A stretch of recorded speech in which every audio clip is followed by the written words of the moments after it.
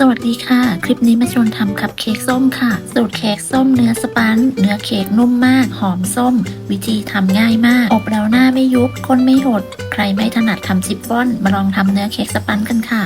เริ่มจากการเปิดเตาวอร์มไฟก่อนสิ่งสำคัญอย่าลืมใส่ที่วัดอุณหภูมิในเตาอบเพื่อจะได้ควบคุมอุณหภูมิได้แม่นยำขึ้นสูตรนี้จะใช้เนยละลายดังนั้นจะเอาเนยใส่เตาไว้เพื่อให้เนยละลายเมื่อเนยละลายหมดแล้วก็นำออกจากเตาอบที่ใช้จะใช้เป็นเตาอบไฟฟ้ามีไฟบนไฟล่างไฟบนล่างสามารถปรับระดับได้เป็นเตาขนาด70ลิตรเสร็จแล้วเรามาทำส่วนผสมกันเลยใส่ไข่ลงไปจะใช้เป็นไข่ไก่เบอร์2จำนวน4ฟองเพื่อนๆสามารถใช้เบอร์1หรือเบอร์0ได้จากนั้นใส่น้ำตาลน้ำเปล่านมข้นจืดและกลิ่นส้มเพื่อนๆจะใส่สีก็ได้แต่จัดไม่ได้ใส่จากนั้นร่อนแป้งและผงฟูลงไปใส่เป็นแป้งเค้กยี่ห้อไหนก็ได้ในคลิปนี้จะใช้พัดโบกร่อนแป้งลงไปจนกระทั่งหมดผงแป้งจากนั้นใส่ SP เพื่อนๆคนไหนไม่รู้จัก SP จะทำมาให้ดูแล้วนะคะป้าย SP ไปที่หัวตะกร้อจากนั้นใช้หัวตะกร้อคนส่วนผสมให้เข้ากันเพื่อป้องกันไม่ให้แป้งฟุ้งกระจายขณะตีส่วนผสม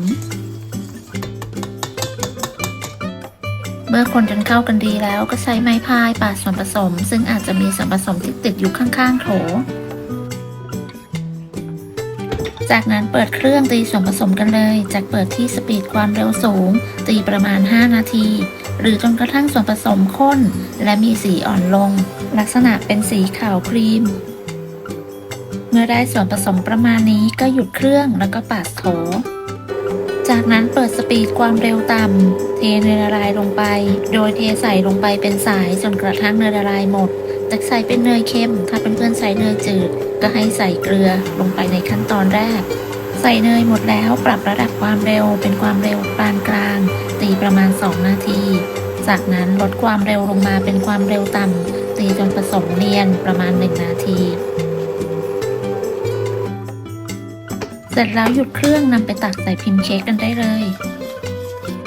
ใช้เป็นถ้วยขันข้าวหรือพิมพ์ขันข้าวเบอร์8แล้วก็วางด้วยกระดาษจีบเบอร์3220แต่ละถ้วยตักอยู่ที่ประมาณ38กรัมจะตักได้ทั้งหมด14ถ้วยวิธีการตักที่สะดวกจะใช้สกู๊ปไอศกรีมตักหรือว่าจะใส่ถุงบีบแล้วนำไปบีบใส่แต่ละถ้วยก็ตามแต่ที่แต่ละท่านถนัดเลยสิ่งสำคัญก่อนนำเข้าอบอย่าลืมเคาะเบาๆเพื่อไล่อากาศจากนั้นก็นำเข้าอบได้เลยและอบที่อุณหภูมิ170องศาใช้ไฟบนล่างไม่เปิดพัดลมใช้เวลาอยู่ที่ประมาณ15นาทีเมื่อครบเวลาแล้วก็นำเค้กออกจากเตากระแทกพิมพ์เบาๆให้เค้กเซ็ตตัวจากนั้นพักไว้ให้อุ่นๆแล้วก็นำเค้กออกจากพิมพ์พักเค้กให้เย็นแล้วก็นำไปตกแต่งได้ตามใจชอบเค้กส้มเนื้อสปันสูตรนี้สามารถดัดแปลงนำไปอบใส่ถาดหรือว่านำไปอบใส่พิมพ์เค้กแบบวงกลมก็ได้